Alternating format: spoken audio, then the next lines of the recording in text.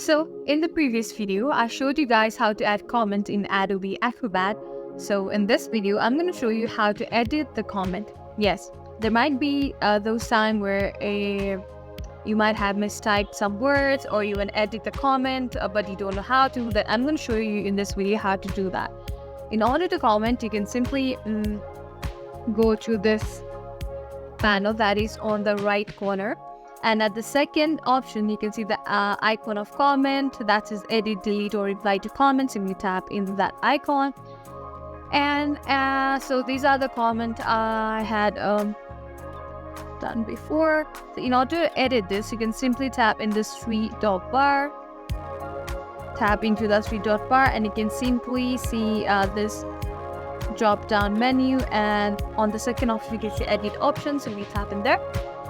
And let's say I want to add something. So subscribe to How to Log In. Also, please don't forget to subscribe to our channel How to Log In. And okay, subscribe to our How to Log In, and don't forget to like our video as well.